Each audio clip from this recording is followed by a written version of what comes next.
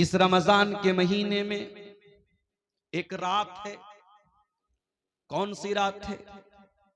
आइए कुरान का 30वां पारा खोलते हैं।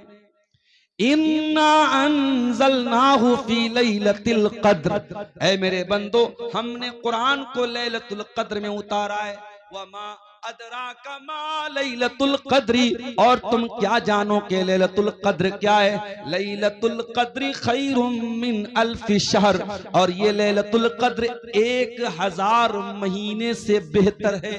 1000 महीने के बराबर नहीं कहा, 1000 महीने से बेहतर है।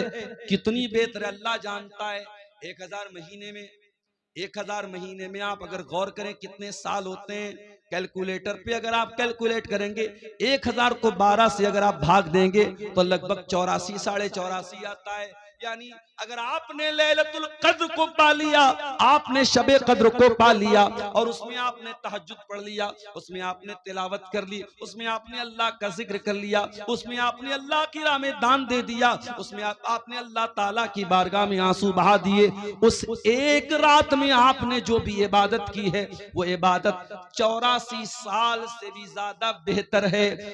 84 साल नेकी करने का जो सवाब है वो एक रात में, और रात कब शुरू होती है? मगरिब के बाद से लेकर के फजर तक रहती है। यानी मैक्सिमम 12 घंटे की वो रात है। 12 घंटे के अंदर आपको अल्लाह ताला ने ऐसी रात दे दी है कि आप उसमें अगर कोई नेकी करेंगे तो आपको 84 साल से भी ज्यादा का सवाब मिलेगा। वो मुबारक रात इसी रमजान में आती है मेरे प्यारे साथियों। और वो कब आती है? वो उस रमजान के आखिरी अशरे में आती है। इसीलिए अल्लाह के प्यारे नबी फरमाते हैं, तहर्रू लैलतल क़द्र फिल अशरिल अवाखिर मिन रमजान। ओ लोगो, तुम रमजान के आखिरी अशरे में लैलतुल क़द्र को तलाश किया। और इसीलिए जब रमजान का आखिरी अशरा आता था, जब आखिरी 10 दिन आते थे, अम्मा आयशा फरमाती हैं अल्लाह के प्यारे नबी पूरी रात जागा करते थे, पूरी रात जागा करते थे, और अपनी बीवियों को भी जगाया करते थे, और कमर कस लेते थे। कमर कस लेने का मतलब ये कि एक्टिव हो जाते थे। आखिरी अशरे में अल्लाह के नबी इबादत के मामले में कोई नरमी नहीं बरतते थे। हमारे उल्टा मामला है। हमारे आखिरी अशरे में लोग मार्केट में ज्यादा नजर आते हैं, बाजार ज्यादा जाते हैं, कोई दर्जी के यहाँ दौड़ रहा है, कोई चप्पल वाले के यहाँ दौड़ रहा है, औरतें अपना कपड़ा लेने के लिए दौड़ रही हैं। आखिरी अशरा हमारे यहाँ ईद की शॉपिंग के लिए माना जाता है। मेरे प्यारे साथियों, आखिरी अशरा जिसमें एक रात कोई लैलतुल क़द्र की रात है, उस रात में अल्लाह के नबी रात भर जागा करते थे। मेरे भाइयों, वो रमजान का महीना इंशाअल्लाह कल से शुरू होने वाला है। वो रमजान एक बहुत बड़े मेहमान की शक्ल में हमारे पास आने वाला है। जरा दिल पे हाथ रख के बताओ कि उस मेहमान के लिए आपके दिल में क्या एक्साइटमेंट है। अगर आपको ये लगता है रमजान आएगा, अच्छे अच्छे पकवान हमारे घर में बनेंगे, हम सहरी में ये बनाएंगे, हम इफ्तार में ये बनाएंगे, आपके जहन में अगर रमजान के नाम पे सिर्फ खाना पीना ही आ रहा है तो आपने रमजान का मकसद नहीं समझा, आपने रमजान का मतलब नहीं समझा। जब रमजान का महीना आता था, अल्लाह के नबी खुश हो जाया करते थे और अपने सहाबा को खुशखबरी दिया करते थे। आप फरमाते थे अताकुम रमजान, ऐ मेरे सहाबा रमजान का महीना आ चुका है, शहरुन मुबारकुन, बरकत का महीना आ चुका है। ऐ मेरे सहाबा, वो महीना आ चुका है जिस महीने में आसमान के दरवाजे खोल दिए जाते हैं, जिस महीने में जहन्नम के दरवाजे बंद कर दिए जाते हैं, जिस महीने में शयातीन को कैद कर दिया जाता है। उसी रमजान में जैसे ही चांद नजर आएगा, हुक्म दिया गया चांद को देखा करो। चांद को अपने बच्चों के साथ, परिवार के साथ देखने की कोशिश करो। मौसम साफ है, चांद इंशाअल्लाह नजर आएगा। जब रमजान का चांद तुम्हें आसमान पे नजर आ जाए तो ये दुआ पढ़ लेना जो अल्लाह के प्यारे नबी पढ़ा करते थे, अल्लाहुम्मा अहिल्लहु अलैना बिल अम्नि वल ईमानी वस सलामति वल इस्लामी रब्बी व रब्बुकल्लाह। क्या दुआ है? चांद देख करके क्या दुआ पढ़ रहे हैं हम? अय अल्लाह, तो इस चांद को अमन के साथ हम पर तुलू फरमा दे, ईमान के साथ तुलू फरमा दे, सलामती के साथ तो इस चांद को तुलू फरमा दे, इस्लाम के साथ इस चांद को तो तुलू फरमा दे। रब्बी व रब्बुकल्ला, और ऐ चांद मेरा और तेरा रब अल्लाह है। कभी आपने गौर किया, हमारे गैर मुस्लिम भाई भी तो चांद देख के करवा चौथ मनाते हैं। हमारे गैर मुस्लिम भाइयों की भी चांद की बड़ी अहमियत है, मगर वो चंद्रमा को देवता मानते हैं, वो चंद्रमा की पूजा करते हैं, वो चंद्रमा की इबादत करते हैं। मगर मेरे प्यारे साथियों, इस्लाम एक ईश्वरवाद वाला मजहब है, इस्लाम तौहीद वाला मजहब है। हम चांद को देख करके भी ऐलान करते हैं रब्बी व रब्बुकल्लाह, ऐ चांद हम तेरी उपासना नहीं करते, ऐ चांद हम तुझे रब नहीं मानते, ऐ चांद हम तुझे अपना पूज्य नहीं मानते, हम तुझे अल्लाह ताला का एक क्रिएशन मानते हैं, अल्लाह ताला की एक मखलूक मानते हैं। और हम चांद देख करके भी ऐलान करते हैं रब्बी व रब्बुकल्लाह, ऐ चांद मेरा भी रब अल्लाह और तेरा भी रब अल्लाह। इस्लाम तौहीद वाला दीन है मेरे प्यारे। इस्लाम में शिर्क बर्दाश्त के काबिल नहीं है मेरे साथी। इस्लाम तो वो मजहब है कि तमाम नमाजों में हम रुकू करते हैं, सजदा करते हैं, मगर जनाजे की नमाज में हम रुकू और सजदा नहीं करते। क्यों नहीं करते? सामने मुर्दा रखा हुआ है, सामने जनाजा रखा हुआ है, अगर जनाजे की नमाज में रुकू डाला जाता और सजदा डाला जाता तो यह मैसेज जाता कि इस्लाम तो मुर्दे के आगे सजदा करवा रहा है, इस्लाम तो मुर्दे के आगे झुक रहा है। इसलिए जनाजे की नमाज में कोई रुकू और सजदा नहीं है। जनाजा रखा हुआ है, हम जनाजे की नमाज पढ़ते, उसमें कोई रुकू सजदा नहीं है। और इसीलिए अल्लाह के रसूल ने किसी कब्र के ऊपर नमाज पढ़ने से मना किया है। ना तो कब्र के ऊपर मस्जिद बनाई जा सकती है, ना मस्जिद में कब्र बनाई जा सकती है। कब्र के ऊपर भी नमाज नहीं और मस्जिद के अंदर भी कब्र को आपने रखने से मना किया है। आज अफसोस की बात, उसी इस्लाम को मानने वाले आज तौहीद को नहीं समझते। कोई किसी के आगे सर झुका रहा है, कोई किसी के आगे सर झुका रहा है। और आपकी शेरशाहबादी बिरादरी में जो पूरी अहले हदीस बिरादरी है, आज आपकी बिरादरी में भी बहुत सारी ऐसी चीजें होने लगी हैं जो तौहीद के खिलाफ है। माफ कीजिएगा, बहुत सारे घरों में जहालत की वजह से, तालीम की कमी की वजह से आज बच्चे पैदा होने के बाद ही उनके गले में धागा डाल दिया जाता है। आपके शेरशाहबादियों में भी ये चीज देखी जा रही है कि बच्चों के गले में धागा और तावीज डाला जा रहा है। बच्चा बीमार हो जाए तो शिरकिया झाड़ फूक करने वाले झूठे मक्कार लोगों को बुला के उनसे झाड़ फूक करवाया भी जा रहा है। अगर कौवा बोलने लगे तो कौवे के बोलने पर ये कहा जाता है कि कौवा बोल रहा है, इसका मतलब कोई मनहूस खबर आने वाली है। इस तरीके की उल्टी सीधी रिवायतें और उल्टी सीधी चीजें आज हमारे अहले हदीसों के अंदर भी मेरे प्यारे साथियों पाई जाने लगी हैं। याद रखिए, हम तौहीद वाले हैं, हम मर जाएं कट जाएं, तौहीद से समझौता करने वाले नहीं है। यही हमारी पहचान है। अल्लाह के नबी ने फरमाया ला तुशरिक बिल्लाहि व इन कुतिलता व हुर्रिकता, अगर तुम्हें कत्ल कर दिया जाए या जला दिया जाए तब भी तुम अल्लाह के साथ शिरक मत करना। तौहीद की हिफाजत करो मेरे प्यारे साथ। हम चांद देख करके भी तौहीद का दर्स देते हैं। रब्बी व रब्बुकल्लाह, ऐ चांद मेरा भी रब अल्लाह है, तेरा भी रब अल्लाह है। एक और मैसेज मिला चांद की दुआ से। दुनिया कहती है मुसलमान तो आतंकवादी होता है, कहने वाले कहते हैं सारे मुसलमान तो आतंकवादी नहीं होते, लेकिन सारे आतंकवादी मुसलमान होते हैं। कहने वाले इस्लाम को आतंकवाद के साथ जोड़ते। ओ लोगों, इस्लाम आतंकवाद का धर्म कैसे हो सकता है? इस्लाम दहशतगर्दी का मजहब कैसे हो सकता है? इस्लाम तो चांद देख करके भी अमन और शांति की दुआ सिखा रहा है। हम चांद देख करके भी क्या दुआ कर रहे हैं? हम ये दुआ नहीं कर रहे हैं ऐ अल्लाह इस चांद को देखने के बाद तू सिर्फ हमको भलाई अता फरमा। हम कहते अल्लाहुम्मा अहिल्लहु अलैना बिल अम्न वल ईमान वस सलामत वल इस्लाम। ऐ अल्लाह, ये चांद जो रमजान का नजर आने वाला है, ऐ अल्लाह सारे विश्व के लिए, सारी दुनिया के लिए अमन और शांति का चांद बना दे। अल्लाह इस महीने को तो शांति वाला बना दे, इसमें किसी का खून न बहे, इसमें किसी की जान न जाए, इसमें किसी का माल न लूटे। ऐ अल्लाह इसको अमन और शांति का और पीस का, और ऐ अल्लाह दुनिया के लिए सलामती का महीना बना दे।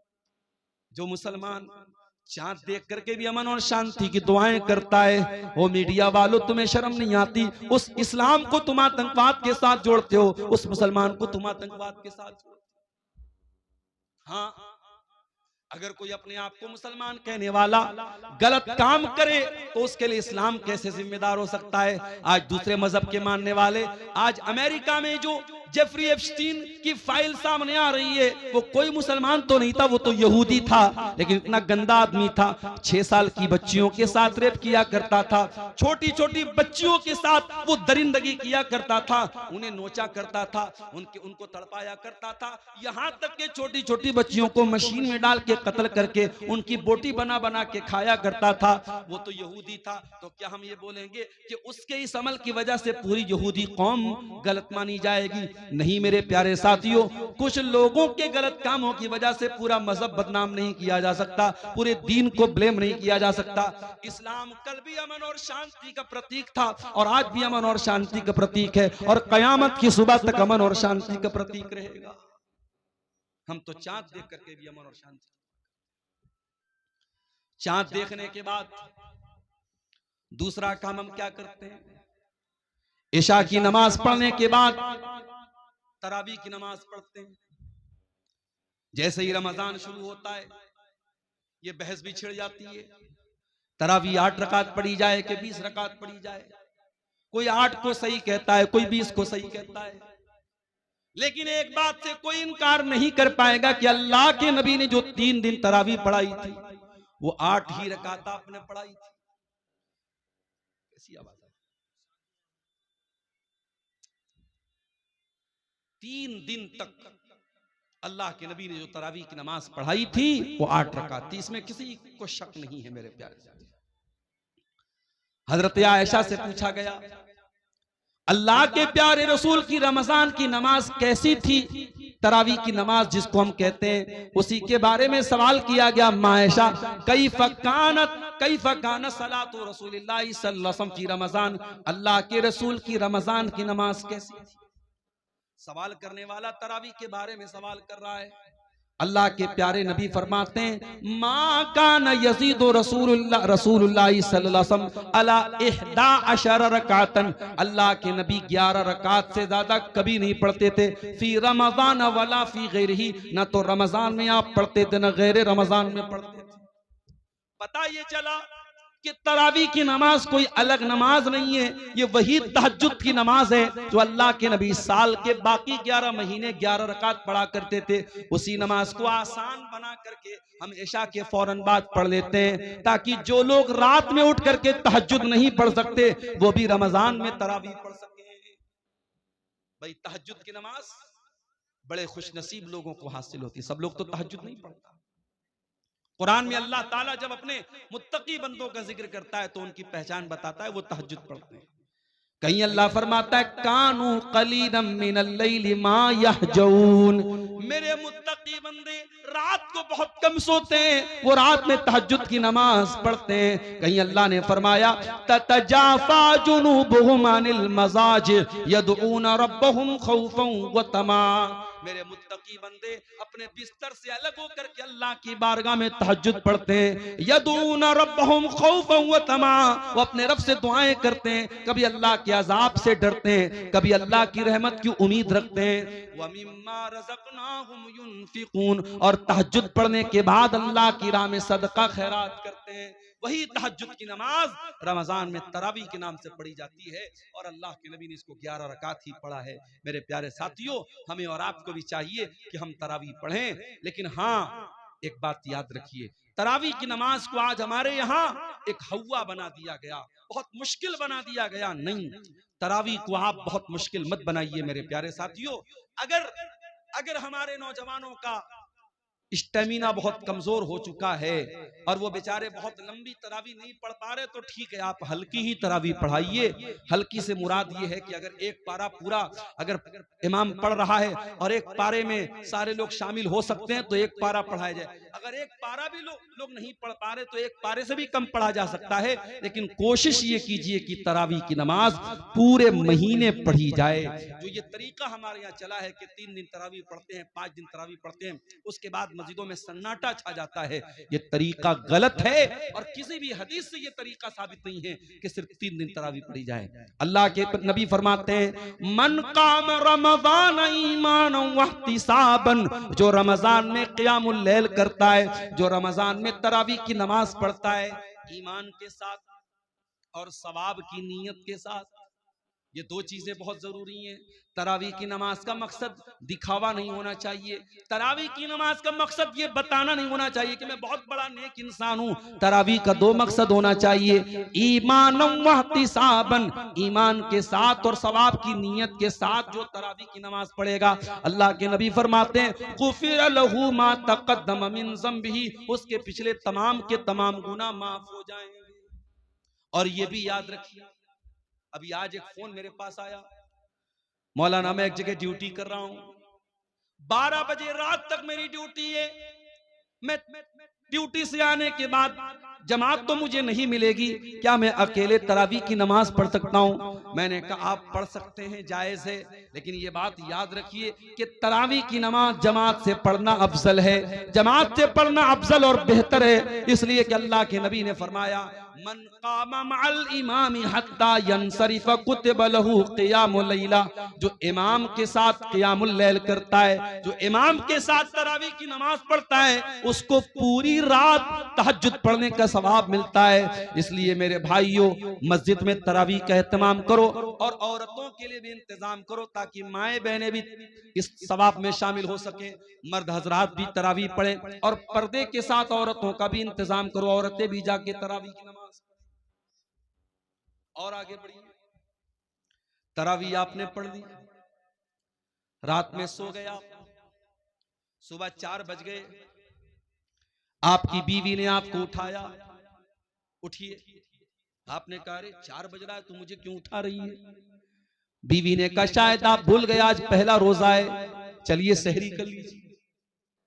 आप उठे, ब्रश किया आपने, मुंह धोया आपने, दस्तरखान पे बैठ के बीवी ने जो सहरी में बनाया था वो सहरी आप खाने लगे। 4 बजे सुबह आपने तो कभी नाश्ता नहीं किया था, आप तो सुबह 8-9 बजे नाश्ता करते थे, ये 4 बजे कौन सा नाश्ता हो रहा है? इसको सहरी बोलते हैं और ये सहरी बड़ी बरकत वाला खाना है। अल्लाह के नबी फरमाते हैं तसहरू फइन्न फिस्सहूरी बरका, सहरी खाया करो, सहरी में बरकत है। सहरी के बगैर भी आप रोजा रखेंगे हो जाएगा, मगर सहरी खा के रोजा रखेंगे तो बदन में ताकत रहेगी। इसीलिए बहुत सारी जगहों पे सहरी में ताकत की चीजें खाते। हमारे बनारस में वो मेवा वगैरह डाल करके उसमें मखाना भी होता है और बादाम भी होता है, काजू भी होता है, वो सब डाल के एक आइटम बनाते हैं, उसको हरीरा बोलते हैं, कहीं हरीरा बोलते हैं, कहीं तुर्री बोलते हैं, पता नहीं आपके सीमांचल में भी कुछ ऐसा बनता होगा। तो आप सहरी में इस तरीके की चीजें जब खा लेते हैं तो फिर पूरे दिन एक एनर्जी रहती है बदन में। अगर आप सहरी नहीं खाएंगे, मान लीजिए कोई सोया रह गया, रात में बेचारा वो इरादा करके सोया तो मैं सुबह सहरी करके रोजा रखूंगा, लेकिन नींद नहीं खुल पाई और फजर का टाइम हो गया और तब उसकी नींद खुली, तो रोजा वो रखेगा कि नहीं रखेगा? रोजा रखेगा, रोजा हो जाएगा, मगर जब बगैर कुछ खाए पिए रोजा रखेगा तो कमजोरी रहेगी। इसलिए सहरी जरूर करना चाहिए। हमने सुबह 4 बजे सहरी कर ली, 5 बजे फजर की अजान होने वाली है, हमने 10 मिनट में 15 मिनट में सहरी कर ली। अब हमारे पास 45 मिनट का टाइम अभी अजान तक बचा है। हमने सोचा बिस्तर पे चल के थोड़ा आराम कर लेते हैं। जैसे ही बिस्तर पे आराम करने गए, नींद आ गई और फजर की नमाज हमारी बिस्तर पे चली गई।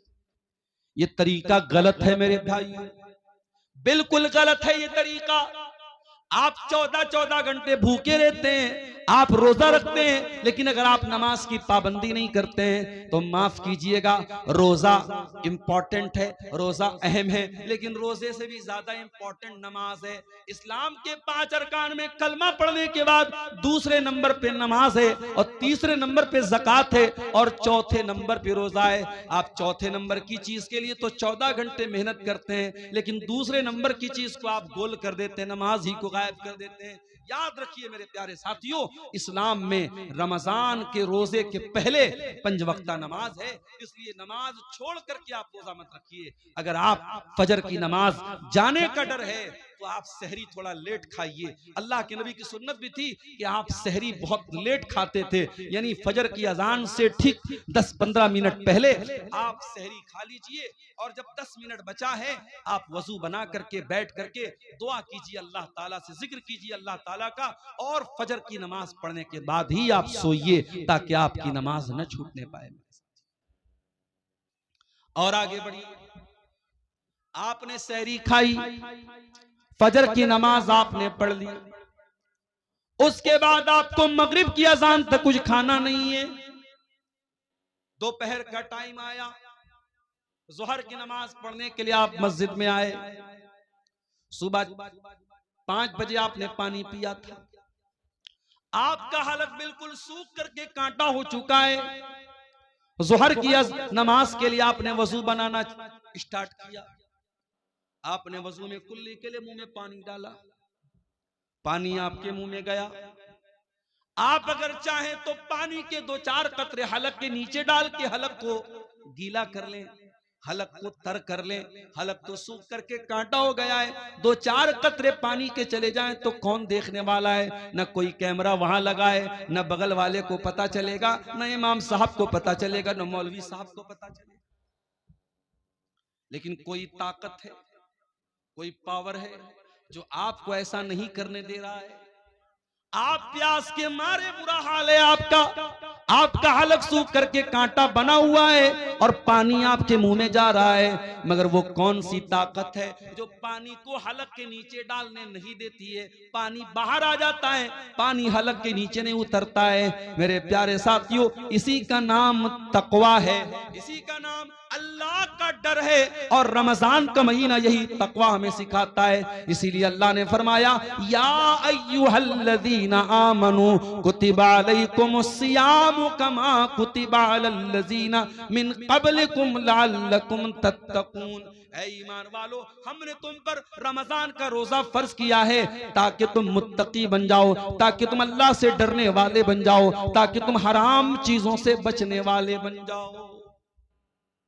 रोजे की हालत में खाना नहीं खा सकते, पानी नहीं पी सकते, बीवी से मिल नहीं सकते, बीवी के साथ रोमांस कर सकते हैं, गले लग सकते हैं, बीवी को टच कर सकते हैं, लेकिन अगर डर हो इस बात का कि बीवी से ज्यादा करीब होंगे तो हो सकता है कि बीवी के साथ सोहबत हो जाए। जिसको इस बात का डर हो वो बीवी से बहुत ज्यादा करीब भी न जाए। रोजे की हालत में आप इंजेक्शन भी लगवा सकते हैं, लेकिन शर्त यह है कि ताकत का इंजेक्शन ना हो, ग्लूकोज का इंजेक्शन ना हो। नॉर्मल इंजेक्शन भी आप लगवा सकते हैं। रोजे की हालत में आप कान में ड्रॉप भी डाल सकते हैं, आंख में ड्रॉप भी डाल सकते हैं, हाँ, नाक में कोई दवा नहीं डालें। रोजे की हालत में आप खून की जांच भी करवा सकते हैं, लेकिन हाँ, खून चढ़वा नहीं सकते, खून दे नहीं सकते, खून ले नहीं सकते। खून इसलिए नहीं दे, खून लेंगे तो बदन में एक ग़िज़ा आ जाएगी, वो जायज नहीं है। रोजे की हालत में बदन को ग़िज़ा पहुंचाना जायज नहीं, और खून किसी को देंगे तो कमजोरी बहुत ज्यादा आ जाएगी, रोजे पर इफेक्ट पड़ेगा, इसलिए खून देना भी ठीक नहीं रोजे की हालत। रोजे की हालत में आप अगर भूल करके कुछ खा गए, नबी अकरम ने फरमाया, अगर भूल चूक करके तुम्हारे मुंह में कुछ चला गया, खा लिया, तो जैसे ही याद आ जाए फौरन बाज आ जाओ। और तुमने जो भूल करके खा लिया पी लिया, उससे तुम्हारे रोजे पर कोई फर्क नहीं पड़ा, बस ये समझो कि तुमको अल्लाह ने खिला दिया। अब मान लो आप घर में आए, प्याले में दाल रखी हुई थी, आपने थोड़ी सी दाल पी ली, फिर आपको याद आया, अरे भाई अभी तो रमजान शुरू हो गया है। फिर आपको अब्दुल गफ्फार साहब की तकरीर भी याद आ गई, उन्होंने कहा था अल्लाह ताला खिला रहा है, आपने पूरी गटागट पूरी दाल आप पी गए।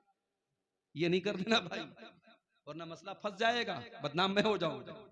जितना चला गया, जितना गलती से भूल से आपने खा लिया, बस वहीं स्टॉप हो जाओ।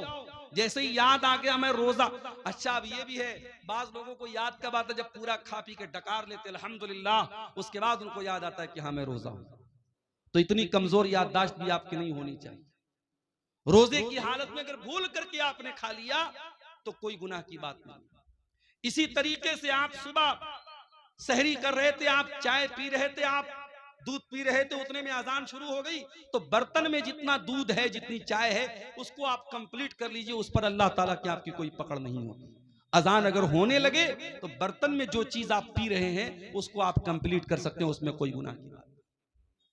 और ये भी नोट कर लीजिए, रोजे की हालत में अगर रात में इंसान अपनी बीवी से मुलाकात करता है, जाहिर है कि रात में तो जायज है, या रात में इंसान सो गया और वो नापाक हो गया, उसको एहतलाम हो गया, नाइट फॉल हो गया, अब सुबह वो उठा तो वो नापाक है, यानी उसके ऊपर गुस्ल वाजिब है। अब वो क्या करे? वो रोजा रखेगा कि नहीं रखेगा? रोजा रखेगा वो।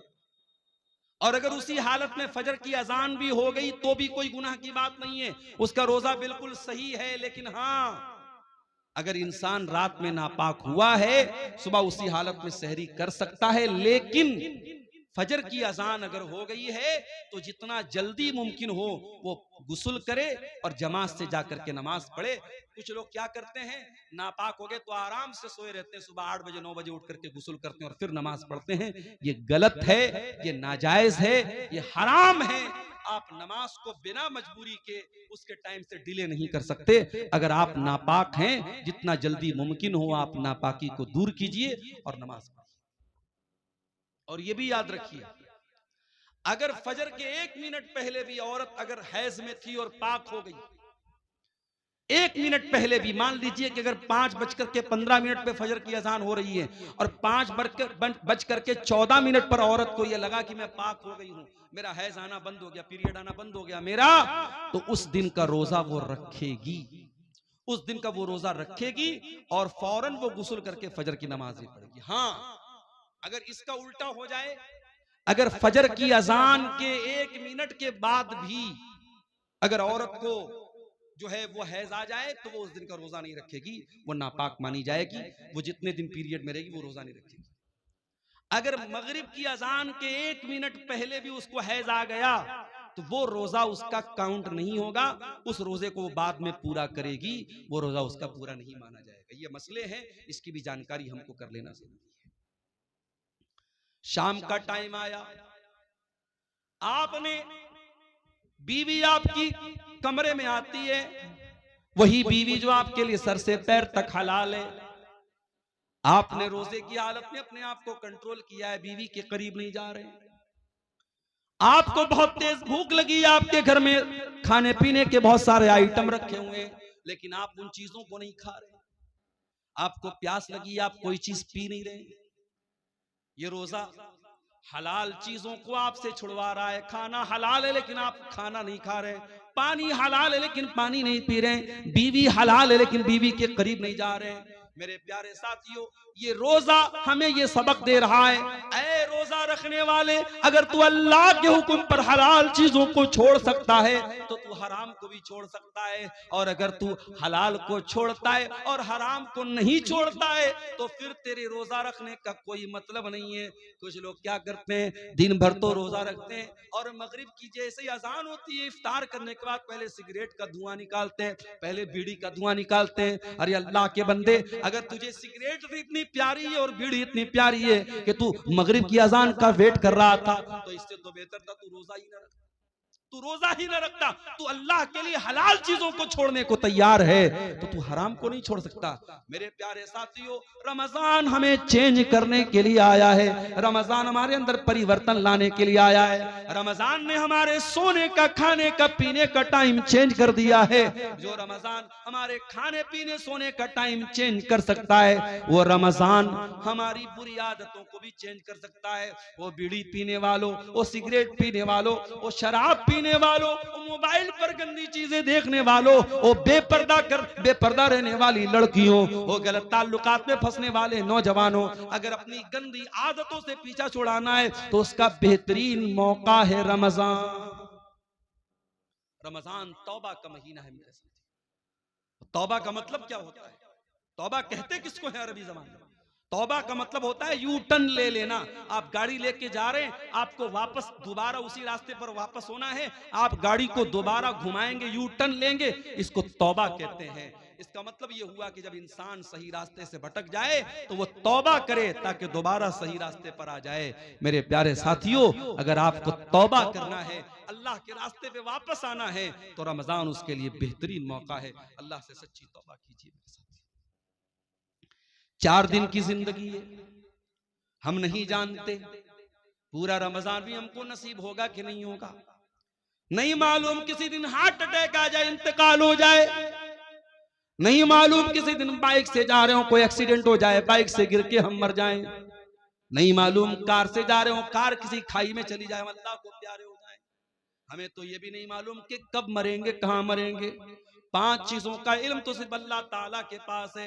इन्नल्लाह इंदहु इल्मुस्साह, कयामत कब आएगी सिर्फ अल्लाह को मालूम है। व युनज़्ज़िलुल गैस, बारिश कब होगी, कितनी होगी, कहां होगी, अल्लाह को मालूम है। व यअलमु मा फिल अरहाम, और माँ के पेट से जो बच्चा पैदा होने वाला है वो क्या बनेगा, कितनी उम्र पाएगा, कितनी रोजी रोटी पाएगा, नेक बनेगा कि बुरा बनेगा, दीनदार बनेगा कि बेदीन बनेगा, माँ बाप का फरमाबरदार बनेगा या ना फरमान बनेगा, मुशरिक बनेगा या तौहीद वाला बनेगा, ये सारी बातें तो अल्लाह ही जानता है। वमा तदरी नफ्सुम माज़ा तक्सिबु गदा, और कोई नहीं जानता कि कल वो क्या करेगा। वमा तदरी नफ्सुम बिअय्यि अर्दिन तमूत, और कोई नहीं जानता कि वो कहां मरेगा, कब मरेगा छोड़ दो, कहां मरेगा इसकी भी कोई गारंटी नहीं।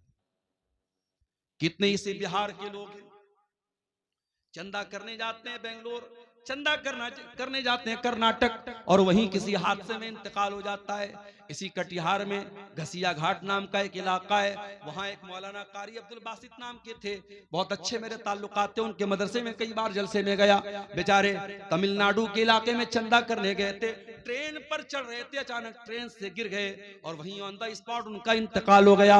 मेरे प्यारे साथियों, हम तो ये भी नहीं जानते कि पूरा रमजान हमको नसीब होगा कि नहीं होगा, हम कहां मरेंगे और किस हाल में मरेंगे।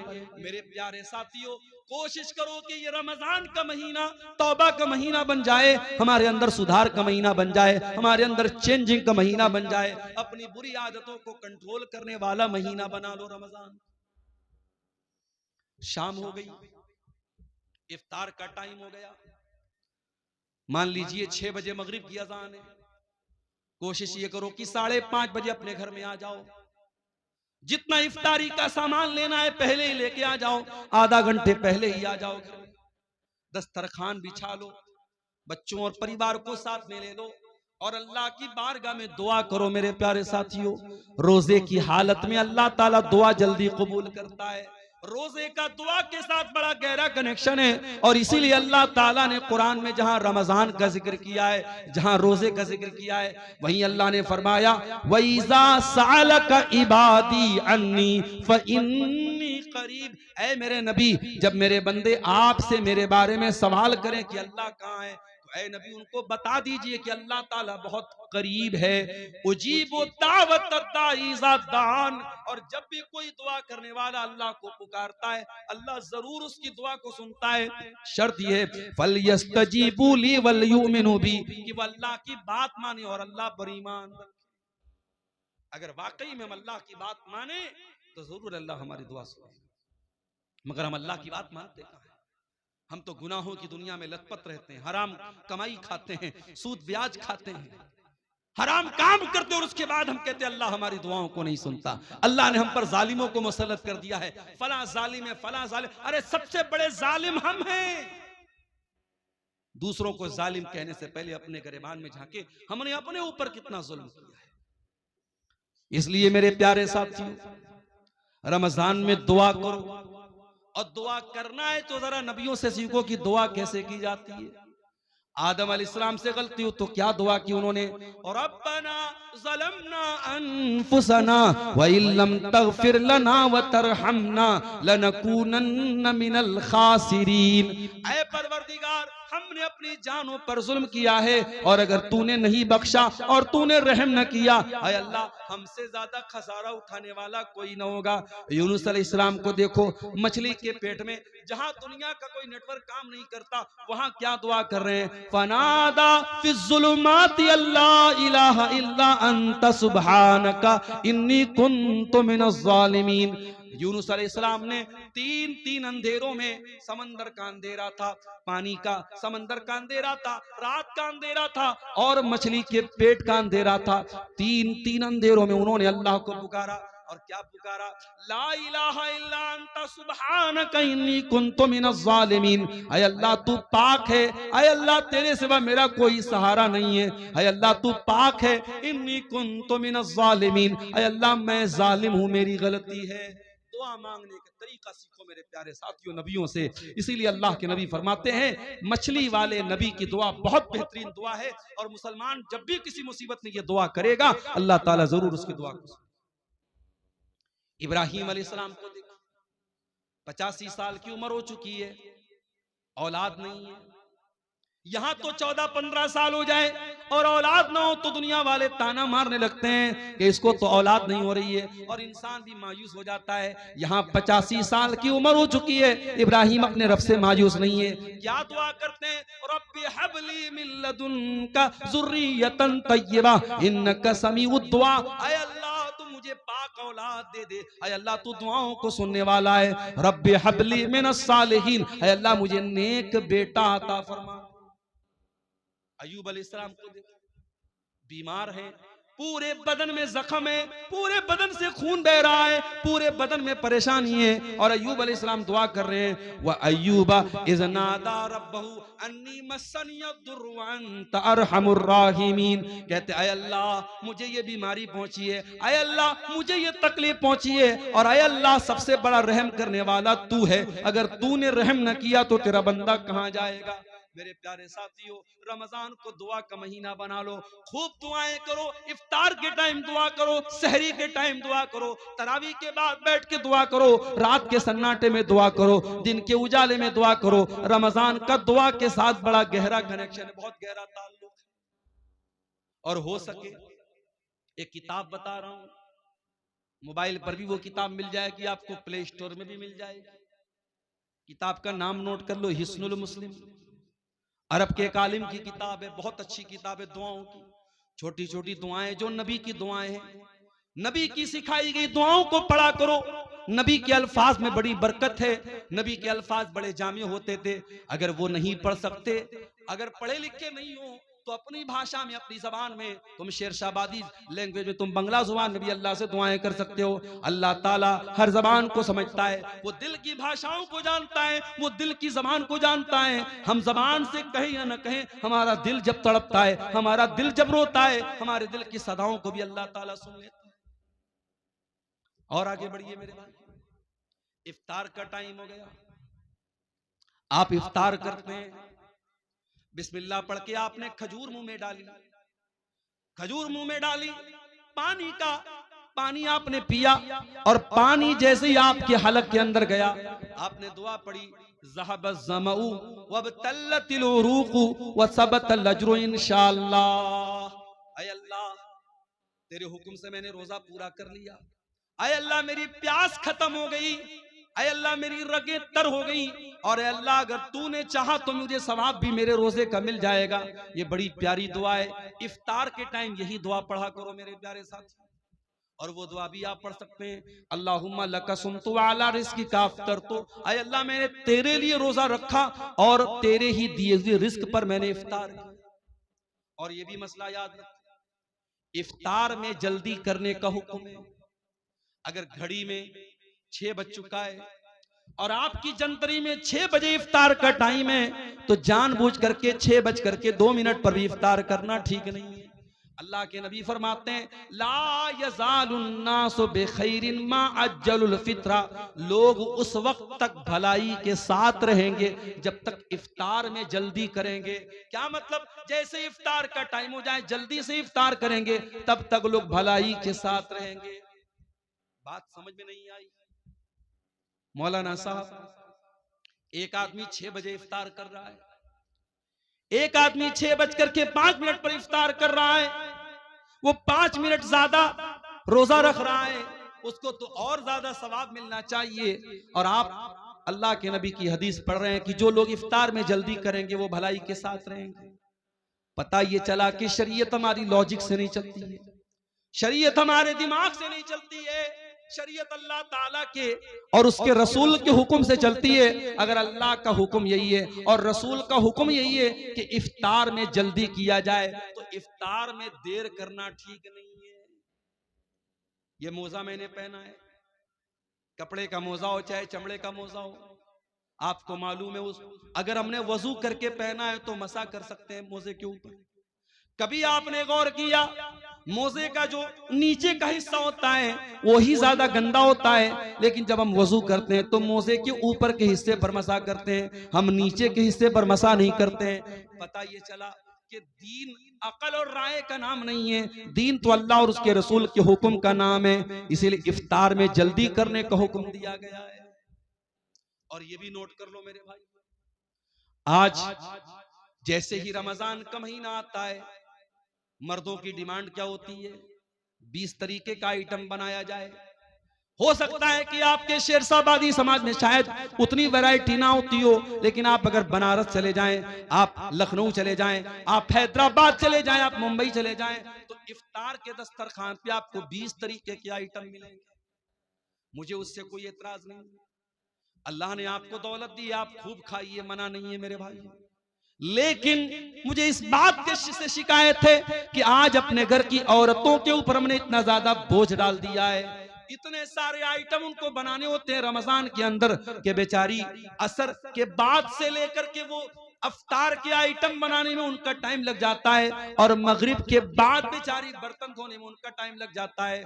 उनको इबादतों का टाइम नहीं मिलता, उनको कुरान पढ़ने का टाइम नहीं मिलता, उनको दुआ करने का टाइम नहीं मिलता। मेरे प्यारे साथियों, अपने मुंह के स्वाद के लिए और अपने पेट के लिए अपने घर की औरतों पर अत्याचार न करो, अपने घर की औरतों पर जुल्म न करो। अरे सिंपल जो खाना आम दिनों में खाते हो वही सिंपल तरीके से रमजान में भी खाओ। ठीक है, 2-4 आइटम बढ़ गए, कोई हर्ज की बात नहीं है, लेकिन बीवी के ऊपर इतना ज्यादा अत्याचार करना कि बेचारी दिन भर खाना ही बनाती रहे और इफ्तार के बाद पूरी कई घंटे वो बर्तन ही धोती रहे, ये औरतों पर जुल्म है। इससे भी हमें और आपको बचना।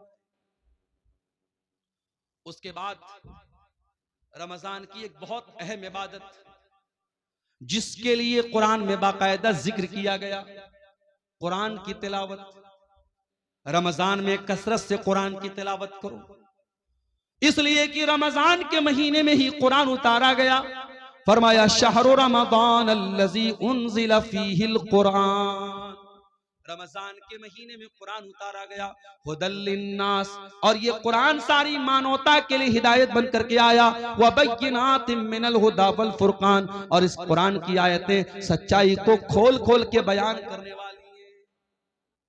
कभी आप अपने दिल पर हाथ रख के बताइए मेरे भाई, आपने पिछले रमजान में कितना कुरान पढ़ा था? मोबाइल पर आपने न जाने कितनी रील्स देखी थी, फेसबुक के ऊपर आपने न जाने कितना टाइम खर्च किया था, यूट्यूब पर आपने न जाने कितने वीडियोस देखे थे, लेकिन आप अपने दिल पर हाथ रख के बताइए कि आपने कुरान कितना पढ़ा था। बल्कि अगर आप मुझसे पूछे तो मैं एक बात कहूंगा, रमजान में उलमा की तकरीरें सुनिए, मैं मना नहीं करता, मगर तकरीरों से ज्यादा कुरान सुनिए, कुरान पढ़िए। रमजान को कुरान के लिए खास कर दीजिए। और आज भी आप देखिए जो हरमैन के इमाम है, जब वो कुरान पढ़ते हैं कितना अच्छा लगता है। शेख अब्दुल रहमान अस्सुदैस जब अपनी आवाज में कुरान पढ़ते अल्लाह अल्लाह, कितना प्यारा लगता है। शेख सऊद अशरम तो चले गए, लेकिन मौजूदा जो इमाम हरमैन है उसमें एक नाम शेख बदर तुर्की का है, कितना प्यारा कुरान पढ़ते हैं। आप मोबाइल पर हेडफोन लगा के अगर शेख बदर तुर्की की जबान से कुरान सुनेंगे और आंखें बंद कर लेंगे, आपको ऐसा लगेगा आप हरम में खड़े हैं, आप मक्का में खड़े हैं, आप मस्जिद हराम में खड़े हैं। वो लोगों तुम कुरान पढ़ो तो सही एक बार। अला बिज़िक्रिल्लाहि तत्मइन्नुल कुलूब, ये कुरान तुम्हारे दिल को जरूर शांति देगा, तुम्हारे दिल को जरूर सुकून देगा। ये कुरान पढ़ के तो देखो, ये कुरान सुन के तो देखो। हमारे दिल इतने कठोर हो चुके हैं, हमें गाना अच्छा लगता है, हमें म्यूजिक अच्छा लगता है, हमें कुरान अच्छा नहीं लगता। हमें कुरान न पढ़ने का मन करता है, न सुनने का मन करता है। तरावी की नमाज में इमाम साहब जरा सी लंबी तिलावत कर दें तो हम नाराज हो जाते हैं, इमाम साहब आपने लंबी तिलावत क्यों कर दी। हमें कुरान 10 मिनट ज्यादा सुनना भी गवारा नहीं है। वही नौजवान जो आधा घंटे तरावी की नमाज में खड़ा नहीं हो पाता है और बैठ करके आराम आराम से तरावी पढ़ता है, वही नौजवान एक एक घंटा खड़े होकर के 50 ओवर का क्रिकेट मैच देख लेता है। अभी इस बार वर्ल्ड कप का 2020 वर्ल्ड कप चल रहा है। अपने नौजवानों से एक बात कहना चाहूंगा, ये वर्ल्ड कप का जो मैच है ये तो होता रहेगा, लेकिन रमजान पता नहीं दोबारा हमको मिलेगा कि नहीं मिलेगा। मेरे प्यारे साथियों, इस वर्ल्ड कप के चक्कर में अपने रमजान को बर्बाद न होने देना।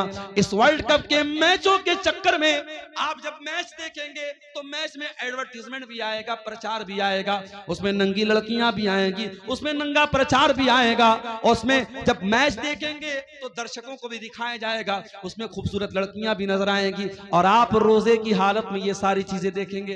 इसलिए खबरदार, कहीं रमजान के रोजे को आपका ये वर्ल्ड कप का मैच बर्बाद न कर दे। इसलिए वर्ल्ड कप के मैच से भी होशियार रहना मेरे साथ। कुरान को टाइम दो। इमाम मालिक रहमतुल्लाह अलैह बहुत बड़े इमाम थे, हदीस का दर्स दिया करते थे। पूरी दुनिया से उनके पास लोग हदीस पढ़ने आया करते थे, लेकिन जब रमजान का महीना आता था इमाम मालिक ऐलान कर देते थे, वो लोगों मैं रमजान में हदीस नहीं पढ़ाऊंगा, मैं साल भर हदीस पढ़ाता हूँ। ये कुरान का महीना आ गया, ये रमजान का महीना आ गया, एक महीने के लिए मुझे कुरान के साथ छोड़ दो, मैं कुरान को पढ़ूंगा, कुरान पर गौर करूंगा। वो लोगों कुरान को पढ़ो रमजान, कुरान को सुनो रमजान में और कुरान पर गौर करो। ये दिल पर जो गुनाहों की लेयर चढ़ी है, ये दिल पर जो गुनाहों की परत चढ़ी है, जब कुरान पर गौर करोगे तो ये परत टूट जाएगी, ये परत गिर जाएगी। कुरान कहता है अफला यतदब्बरूनल कुरान अम अला कुलूबिन अक़फ़ालुहा, मेरे बंदो तुम कुरान पर गौर क्यों नहीं करते, क्या तुम्हारे दिलों पर ताले लगे हैं। जिस तरीके से मोबाइल का लॉक अगर खोलना हो तो जब तक पासवर्ड न डाला जाए तब तक मोबाइल का लॉक नहीं खुलता, जब तक पैटर्न लॉक न डाला जाए तब तक मोबाइल का लॉक नहीं खुलता। इसी तरीके से दिल पर जो लॉक पड़े हैं, दिल पर जो ताले पड़े हैं, दिल का ताला खोलना है तो कुरान पर गौर करो, कुरान पर तदब्बुर करो मेरे प्यारे साथी, कुरान पर गौर करो मेरे साथी। अल्लाह के नबी जिनके ऊपर कुरान उतरा था, अल्लाह के नबी कभी कभी दूसरे के मुंह से कुरान सुना भी कर। एक मर्तबा आपने अब्दुल्ला बिन मसूद से फरमाया, अय अब्दुल्ला इक़रा अलैयल कुरान, अय अब्दुल्ला मुझे कुरान पढ़ के सुनाओ। अब्दुल्ला बिन मसूद ने फरमाया, अय अल्लाह के नबी मैं आपको कुरान कैसे पढ़ के सुनाऊं, ये कुरान तो आप ही के ऊपर उतरा है। आपने फरमाया, अय अब्दुल्ला मैं दूसरे के मुंह से सुनना चाहता हूं, आज तुम्हारे मुंह से सुनना चाहता हूं, तो मुझे कुरान पढ़ के सुनाओ। अब्दुल्ला बिन मसूद कुरान पढ़ने लगे और सूरह निसा की तिलावत करने लगे, सूरह निसा पढ़ने लगे और अल्लाह के नबी गौर से सुनने लगे। पढ़ते पढ़ते पढ़ते पढ़ते अब्दुल्ला बिन मसूद इस आयत पर पहुंचे, फकैफा इज़ा जीना मिन कुल्ली उम्मतिन बिशहीद, ऐ मेरे नबी उस वक्त आपका क्या हाल होगा जब हम हर उम्मत में से एक गवाह लाएंगे, वजीना बिका अला हाउलाई शहीदा, और ऐ नबी हम आपकी उम्मत पर आपको गवाह बनाएंगे। जब अब्दुल्ला बिन मसूद इस आयत के ऊपर पहुंचे, उन्होंने कहा, वो कहते हैं कि अल्लाह के नबी ने मुझसे कहा बस करो, ऐ अब्दुल्ला बस करो। मैंने नजरें उठा के देखा, मैंने क्या देखा, फैजा ऐनाहु तज़रिफान, अल्लाह के नबी की दोनों आंखों से आंसू बह रहे थे, अल्लाह के रसूल रो रहे थे, ज़ारो कतार आप रो रहे थे। वो जो कयामत के दिन आपके कंधे पे जिम्मेदारी डाली जाएगी, उस जिम्मेदारी को सोच के आप रो रहे थे। ओ मुसलमानों, तुम्हारे नबी तो अपनी जिम्मेदारी का ख्याल करके रो रहे हैं, तुम्हें अपनी जिम्मेदारी का ख्याल कब आएगा। आज ये कौम कहां जा रही है, इस कौम का नौजवान कहां जा रहा है। आज इस कौम की लड़कियां मुर्तद हो रही हैं, इस कौम का नौजवान नशे में धुत है, इस कौम की लड़कियां बेपर्दा हो रही हैं, इस कौम का एक बड़ा तबका हराम कमाई खा रहा है। वो लोगों तुम्हें कोई चिंता नहीं है, तुम्हारे दिमाग में कोई टेंशन नहीं है। तुम्हारे नबी तो यही टेंशन लेके दुनिया से चले गए, तुम्हारे नबी को तो एक ही टेंशन थी, फलअल्लका बाखिउन नफ्सका अला आतारिहिम इल्लम युमिनु बिहाज़ल हदीस असफा। ऐ मेरे नबी आपको इतनी टेंशन है, आपको इतनी चिंता है लोगों के ईमान लाने की, कहीं इस टेंशन में आप जान न दे दें। आपके नबी को तो इतनी टेंशन थी, मगर आपको कोई टेंशन नहीं है। अल्लाह के प्यारे नबी उस जिम्मेदारी का एहसास करके रोने लगे, कुरान सुन करके रोने लगे। मेरे साथ कुरान सुनो तो सही अच्छे कारी की आवाज, खास तौर से जो अफ्रीकन कारी होते हैं। उसमें एक कारी है, कभी यूट्यूब पर सर्च मारिएगा, सूफी अब्दुल रशीद नाम है उनका, ये शायद उधर अफ्रीका वगैरह कहीं के हैं। आवाज बिल्कुल नॉर्मल है, लेकिन जब कुरान पढ़ते हैं दिल में जाके लगता है। मेरे साथी बड़ा प्यारा कुरान पढ़ते, सूफी अब्दुल रशीद नाम है। अच्छे कारी की आवाज में आप कुरान सुनिए, आप ये गाने बजाने भूल जाएंगे। दिल पर जो असर पड़ेगा मेरे साथियों, अब मैं बयान नहीं कर सकता उसको। रमजान को कुरान का महीना बनाइए मेरे साथियों, और आगे बढ़िए।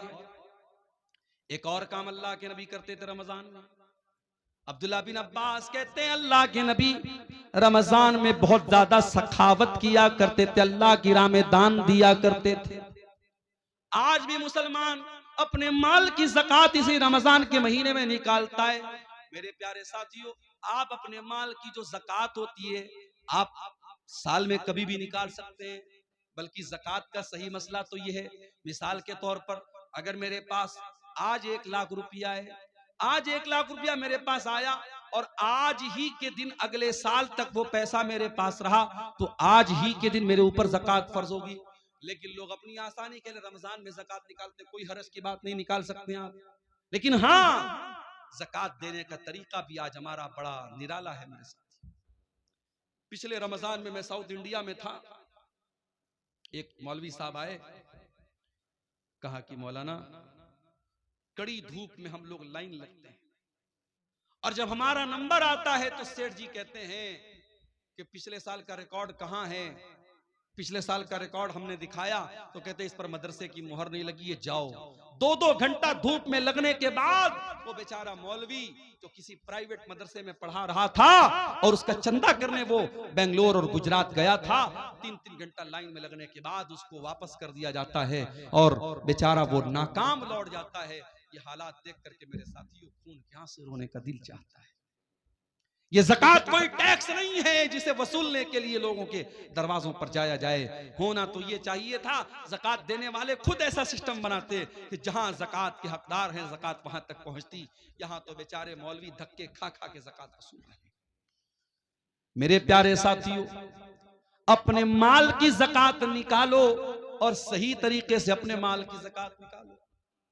अगर आपके पास 85 ग्राम सोना है, अगर आपके पास 595 ग्राम चांदी है, अगर आपके बैंक बैलेंस में आपके पास कैश रकम में इतना पैसा है जो 595 ग्राम चांदी के बराबर है, तो आपके पास अगर वो माल 1 साल तक रहता है तो उसकी ज़कात आपको देना है। और ऐ मेरी प्यारी माओ बहनों, ये भी याद रखिए, आपने सोने का जो जेवर पहना हुआ है और आपने अलमारी में जो रखा हुआ है वो सब पर आपको ज़कात देना है। कोई ये ना सोचे कि जो मैं पहनती हूं उस पर ज़कात नहीं देना है, सब पर आपको ज़कात देना है। और अगर आपने अपने सोने चांदी की ज़कात नहीं निकाली तो अंजाम क्या होगा? अल्लाह फरमाता है वल्लज़ीना यकनिज़ूना अज़्ज़हब वल फ़िज़्ज़ा वला युनफ़िक़ूनहा फ़ी सबीलिल्लाहि फ़बश्शिरहुम बिअज़ाबिन अलीम। जो लोग सोना चांदी इकट्ठा करते हैं और उसकी ज़कात नहीं निकालते हैं उनको दर्दनाक अज़ाब दिया जाएगा। यौमा युहमा अलैहा फी नारी जहन्नम फतुक्वा बिहा जिबाहुहुम व जुनूबुहुम व ज़ुहूरुहुम। क़यामत के दिन वही सोना चांदी जहन्नम की आग में तपाया जाएगा, उससे उनकी पेशानी को दागा जाएगा, उससे उनके पहलू को दागा जाएगा, उससे उनकी पीठ को दागा जाएगा और कहा जाएगा हाज़ा मा कनज़्तुम लिअन्फुसिकुम फ़ज़ूक़ू मा कुन्तुम तकनिज़ून।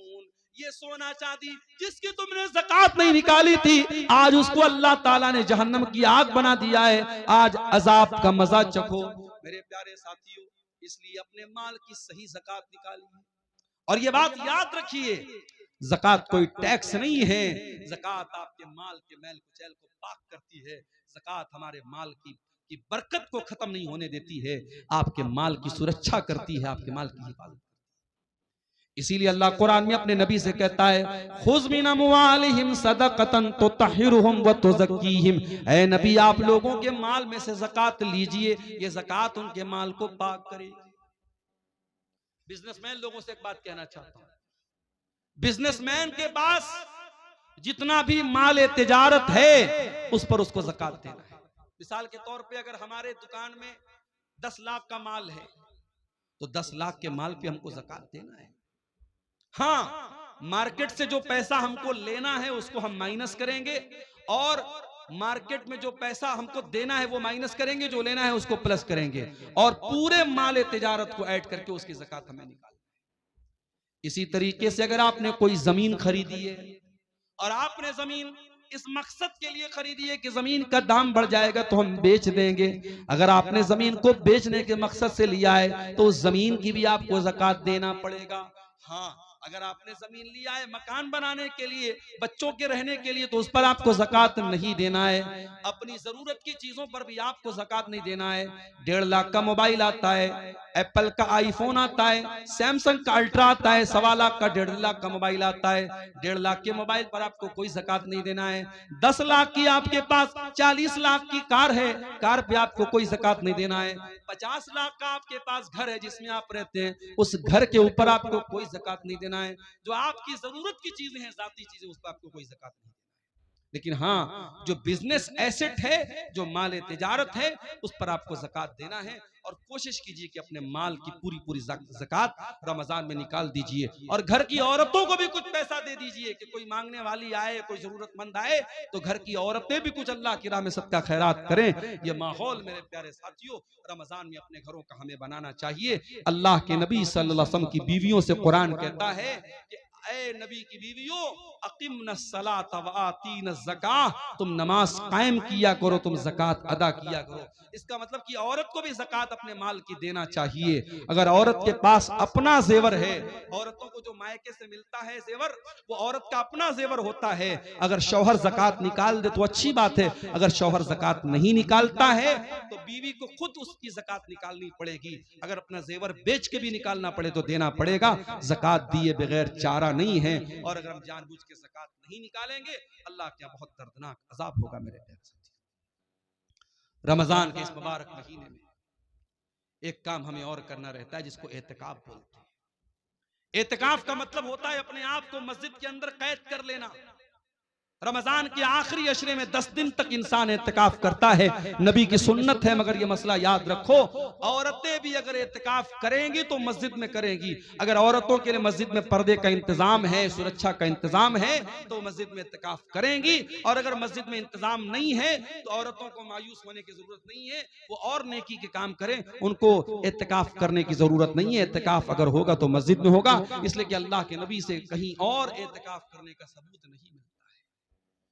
और इत्तिकाफ कौन करेगा? आज तो हालात ये पूरे पूरे गांव में कोई इत्तिकाफ नहीं करता है। पूरी अहले हदीसों की बस्ती है, कुरान और सुन्नत पर चलने वालों की बस्ती है, लेकिन पूरी बस्ती में एक आदमी भी इत्तिकाफ नहीं करता है। अफसोस की बात है। मैंने मुंबई में देखा, मैंने कर्नाटक में देखा, मैंने तमिलनाडु में देखा, मस्जिद में 20-20 नौजवान, बिल्कुल हट्टे कट्टे नौजवान, वो आते हैं इत्तिकाफ में बैठते हैं। औरतों के लिए इंतजाम मैंने देखा, पर्दे का इंतजाम है, वो इत्तिकाफ करती हैं। मेरे प्यारे साथियों, जज्बा होना चाहिए आपके अंदर। और इत्तिकाफ वो आदमी, आज हमारे यहाँ कोई करता भी तो कौन करता है? जो बिल्कुल समाज में रिटायर हो चुका है वो इत्तिकाफ करता है। अरे जो बिजनेसमैन है, जो एक्टिव है, जो अपने दुनिया की कुर्बानी दे के इत्तिकाफ करे, वो असल इत्तिकाफ करता है। मेरे साथ ये एक पर्चा आया है मेरे सामने। हमारे इलाके में एक घर है जिसमें हर दिन 2 से 4 मरतबा अपने आप आग लग रही है। लोग 20 दिनों से बहुत परेशान हैं। वजह क्या है? जरा इस मसले पर रोशनी डालें। देखिए, कभी कभी कुछ चीजों की वजह नॉर्मल होती है, लेकिन हम वजह कुछ और समझते हैं।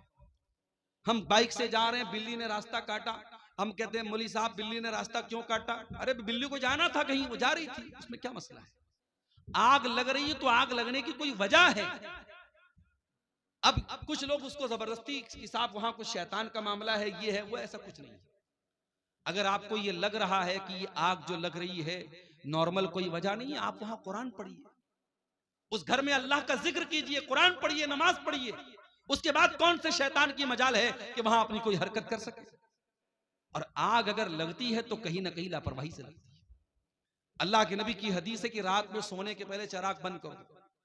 हमारे यहाँ लोग सर्दियों में हीटर जलाते हैं, और हीटर चलाए चलाए सो जाते, कितनी जगह एक्सीडेंट हो जाता है। जो नबी की हदीस है, जो नबी का फरमान है, उस पर हमेशा हमें अमल करना है। रात में जो भी आग से रिलेटेड चीजें, चाहे गैस का चूल्हा हो, चाहे चिराग की बत्ती हो, चाहे हीटर हो, सब बंद करके सोना चाहिए। तो बहरहाल अगर किसी घर में बार बार आग लग रही है, उसकी वजह पे गौर कीजिए। कोई हर चीज के पीछे कोई दूसरी वजह सोचना और समझना ये मुनासिब नहीं है। वल्लाहु आलम बिस्सवाब। ज़कात के माल से क्या मदरसे के उस्ताद, क्या इतना ही लिखा है? मदरसे के उस्ताद को शायद ये पूछना चाह रहे कि मदरसे के उस्ताद को तनख्वाह दे सकते हैं कि नहीं। देखिए, जो भी हमारे यहाँ दीनी मदरसे हैं, उलमा का एक बड़ा तबका, उलमा की एक बड़ी जमात का ये मानना है कि हिंदुस्तान के माहौल में जो दीनी मदरसे हैं, ये फी सबीलिल्लाह के अंदर आते हैं। जो कुरान में अल्लाह ताला ने ज़कात किसको देना है, 8 जगहों पे ज़कात का पैसा दे सकते हैं।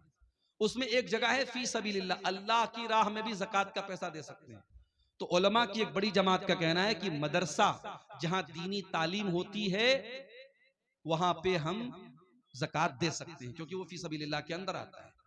अगर मदरसे में गरीब बच्चे पढ़ते तब तो कोई शक की बात नहीं, ज़कात दे सकते हैं। अगर मदरसे में खुशहाल बच्चे भी पढ़ते हैं तब भी ज़कात की रकम दी जा सकती है। क्यों? क्योंकि मदरसों का असल मकसद क्या है, अल्लाह के दीन की तबलीग करना, लिहाजा वहां ज़कात की रकम दी जा सकती है। लेकिन इस तरीके के मदरसे जहां ज़कात की रकम दी जाती है, वहां अगर ऐसे बच्चे पढ़ते हैं जिनके बाप खुशहाल हैं, तो उनको ये चाहिए कि खुराकी वगैरह की वो फीस दे दें, ताकि वो ज़कात के अंदर किसी तरीके के डाउट से वो बच जाए।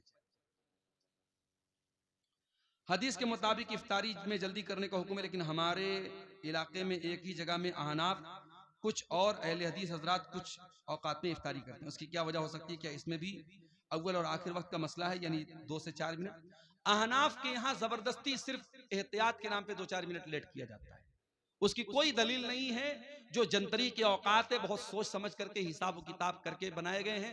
नबी के जमाने में जंतरी नहीं थी, नबी के जमाने में घड़ी नहीं थी। आसमान देख करके लोग इफ्तार करते थे। आज तो अल्हम्दुलिल्लाह घड़ी है और जंतरी में बाकायदा पूरा पूरा तहकीक करने के बाद इफ्तार का टाइम तय किया गया है। वो उसमें ताखिर करने का कोई जो है मतलब नहीं है। जो लोग एहतियात के नाम पे देर करते हैं वो ठीक नहीं है। क्या सहरी के लिए माइक में ऐलान करना सही है? सहरी के लिए, सहरी खत्म करने के लिए अजान होती है, वो काफी है। अलग से कोई माइक से ऐलान करना ठीक नहीं है। रोजे की हालत में खून चेक कराना कैसा है? करा सकते हैं, खून की जांच करा सकते हैं, कोई हरज की बात नहीं। क्या मस्जिद के माइक में गजल हमद पढ़ना सही है? गजल हमद जो है, ये अगर अच्छा कलाम है और मान लीजिए कि मस्जिद में कोई प्रोग्राम वगैरह हो रहा है, तो उस मौके पर तो पढ़ सकते हैं। ऐसे ही नॉर्मली जो है लाउड स्पीकर से गजल और हमद पढ़ना ये ठीक नहीं है, ये दूसरों को तकलीफ पहुंचाने वाली बात है। क्या लिखा है? कय कय के होने से क्या रोजा टूट जाए? अगर बीमारी की वजह से उल्टी होगी किसी को, तो खुद से जो उल्टी हो जाती है उससे रोजा नहीं टूटता है। उल्टी होने से रोजा नहीं टूटता है। हाँ, कोई जानबूझ करके अपने मुंह में हाथ डाल के उल्टी करे तो उससे रोजा टूट जाएगा, लेकिन जो खुद से बीमारी की वजह से उल्टी होती है उससे रोजा नहीं टूटेगा। क्या झूठ बोलने से रोजा टूट जाता है? झूठ बोलने से रोजा टूटता नहीं है, मगर झूठ बोलना रोजे की हालत में हराम है। अल्लाह के नबी ने फरमाया, अगर कोई आदमी रोजा रख करके भी झूठ बोलता है तो फिर अल्लाह ताला को उसके रोजे की कोई जरूरत नहीं। इफ्तार कराने से कितना सवाब मिलता है? आप जिसको इफ्तार कराएंगे उसको उसके रोजे का पूरा पूरा सवाब मिलेगा और उतना ही सवाब आपको भी मिलेगा। इसलिए कोशिश ये कीजिए कि रमजान में रोजाना एक आदमी को अपने साथ बिठा के इफ्तार कराइए, ताकि आपको हर रोजे का डबल सवाब मिले। लेकिन यहाँ जो इफ्तार करने आएगा आपके घर में, वो बेचारा कहीं ये ना सोचे कि मेरे सवाब में कोई कमी आएगी, उसको पूरा सवाब मिलेगा, लेकिन इफ्तार कराने वाले को डबल सवाब मिलेगा। सहरी के लिए वजू करना जरूरी है? नहीं, वजू भी जरूरी नहीं है, बल्कि नापाकी की हालत में भी आप सहरी कर सकते हैं। लेकिन हाँ, फौरन गुस्ल करके आप जमात से फजर की नमाज पढ़ेंगे। तो ये चंद मसाइल थे। हम अल्लाह ताला से दुआ करते हैं रब्बुल आलमीन हमें आने वाले रमजान का हक अदा करने की तौफीक अता फरमाए। रब्बुल आलमीन। अस्सलामु अलैकुम वरहमतुल्लाहि वबरकातुहू। शेख मोहतरम, एक सवाल मैं लगभग 1-2 साल से लेकर के घूम रहा हूँ कि एक छोटी बस्ती है जिसमें एक जुमे की मस्जिद है, उसके बगल में ही मतलब सट करके ही रूम मदरसे के बनाया हुआ है। अगर उस मस्जिद में के मतलब मदरसे रूम में औरत जुमा या तरावी या ईद ईदैन की नमाज उसमें पढ़ेगी तो होगी या नहीं? इन्होंने पूछा है कि मस्जिद के सटा हुआ कोई मदरसे की ज़मीन है, उसमें औरतें अगर जुमा में आ जाती हैं या ईदैन में आ जाती हैं तो नमाज पढ़ सकती हैं या नहीं। अगर मस्जिद और वो मदरसे की जो ज़मीन है वो सटी हुई है, बीच में कोई गैप नहीं है, तब तो नमाज हो जाएगी। और अगर गैप है बीच में कोई गली है और दोनों सटा हुआ नहीं है, तब फिर ये मसला गड़बड़ है, तब उसमें नमाज पढ़ना ये ठीक नहीं है। लेकिन अगर इमारत दोनों की सटी हुई है और मस्जिद में अभी तोसी की गुंजाइश नहीं, तो मस्जिद मदरसे में भी औरतें जुमा की नमाज भी पढ़ सकती हैं और ईदैन की नमाज भी पढ़ सकती हैं। वल्लाहु आलम बिस्सवाब। ठीक है, अल्लाह ताला हम सबको नेक अमल अच्छी समझ की तौफीक अता फरमाए। आने वाले रमज़ान को हमारी ज़िंदगी का बेहतरीन रमज़ान बना दे। अल्लाह ताला जो लोग बीमार हैं उनको सेहत और तंदुरुस्ती दे, ताकि वो आसानी के साथ रमज़ान का रोज़ा रख सकें। रब्बुल आलमीन हम सब के यहाँ जमा होने को कबूल फरमाए। आमीन व आखिर दावाना अनिल हम्दुलिल्लाहि रब्बिल आलमीन। अस्सलामु अलैकुम व रहमतुल्लाह।